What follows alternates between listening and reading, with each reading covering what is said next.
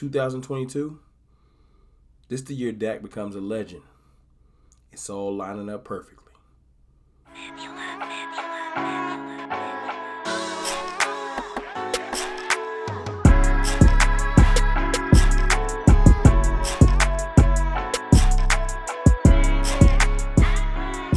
Good people, it's your boy Mr. Rome, Cowboys fan talk, right back like I never left. What's up with y'all, man?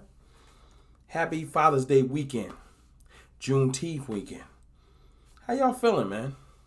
Y'all good? I feel excellent. You know what I'm saying? See, I put out a tweet the other day, yesterday actually, on Dak Prescott, right? And I was like, I want to make this into a video, but I was giving it some thought, and then, I see people putting out their quarterbacks lists, because it's list season, and you're going to get, is Dak top 10, and all this extra stuff, all of the stats, and we've statted you to death with Dak Prescott. All of his stats show that he's numerically and wins-wise a top 10 quarterback. You can't name 10 quarterbacks with more wins than him, with better stats than him. You just lying to yourself. You start going to eye test, and I think this, and I think that, and, you always get the Dak detractors. Dak makes a great throw. You put the film out. Dak can't throw. What about this throw? Well, he can't do it all the time. Oh, he does it all the time. Well, that's garbage time. And he'll be down by like 8 or something crazy. It's always something with Dak. The haters just won't move off their position. So if you're a Dak hater, this is not me trying to convince you. Keep hating. Do your thing. Add fuel to the fire. I'm here to talk to people that support Dak, that rock with Dak. Now I'm saying people that's right here with me. I want to talk to y'all about why I feel like this is the year that Dak becomes a legend. It's lining up perfectly. See, in years past, you've always heard, well, Dak is good because of Ezekiel Elliott. Dak is good because the offensive line is carrying him. Dak is good because of this person. Dak is good because Amari Cooper carried him. Amari Cooper made him a great quarterback, etc., etc., etc. Oh, no. But this year, see, all of those things are different. We're going to get our answer soon. See, if you're a Dak hater, rejoice. All of the things you swear is propping him up are gone. So this year should be the year that you should get your definitive answer. Dak ain't that good, right? Or if you're like me, and you know how busy that Dak gets, I'm going to finally be able to shut some people up. Because, see, you're not going to be able to lean on. Dak has one of the best offensive lines. See, I don't want to hear that no more.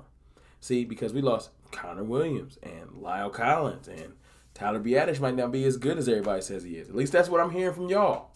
Tyron Smith is washed up. Only good lineman on our team is Zach Martin. See, can't use Zeke anymore because Zeke it's over.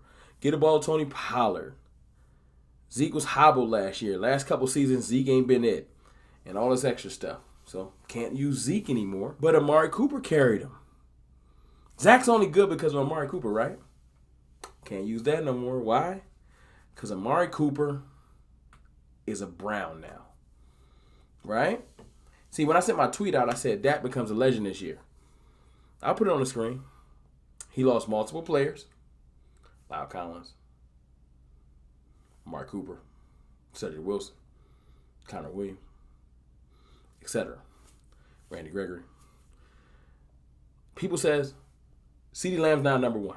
CeeDee Lamb's number 2. Some people think CeeDee Lamb's a 3. He's only a slot receiver, etc. So what's Dak going to do? He don't got a number 1. Amari's not here to carry him anymore. Although I've definitively said that CeeDee Lamb's about to break out this year, have an incredible year, and it's going to be due to his connection with Dak. But that's what I say. I'm talking about what the haters say.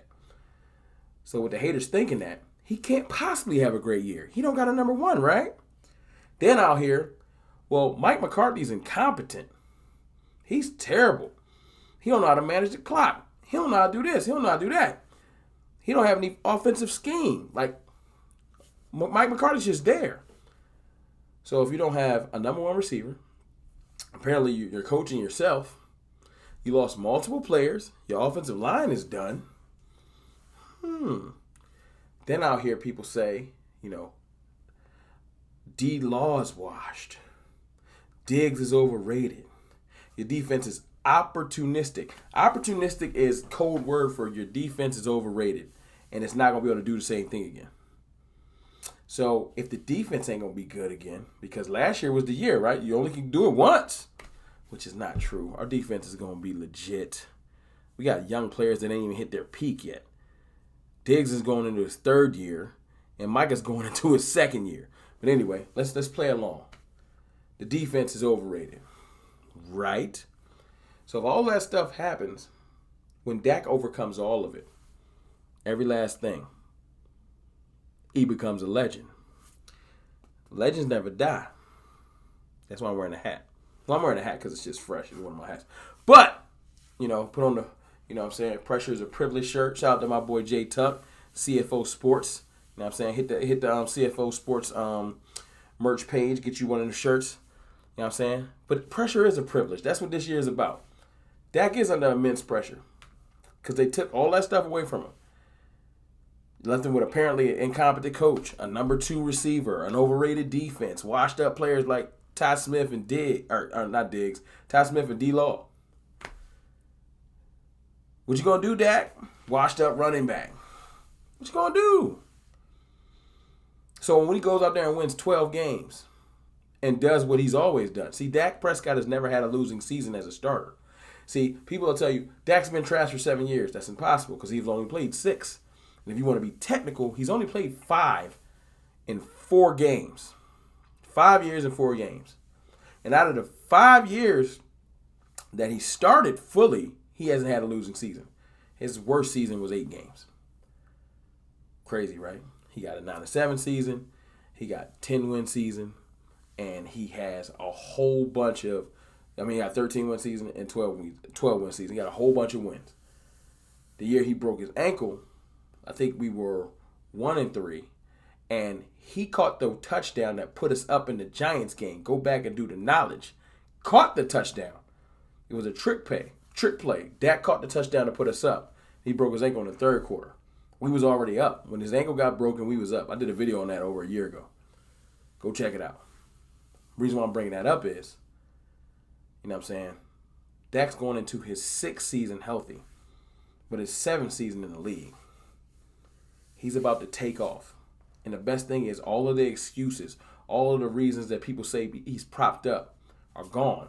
So when he goes out there and makes Jalen Tolbert a household name, when he revitalizes James Washington's career, when he makes CeeDee Lamb as dominant as I know he can be, when Michael Gallup comes back and puts the cherry on top, and then everybody says, wow, this receiving core might look more dominant than it did last year.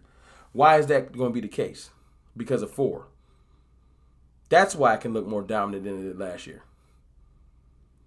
He the keys to this whip. I don't care what kind of car it is. He the keys, and he's the one that makes it run.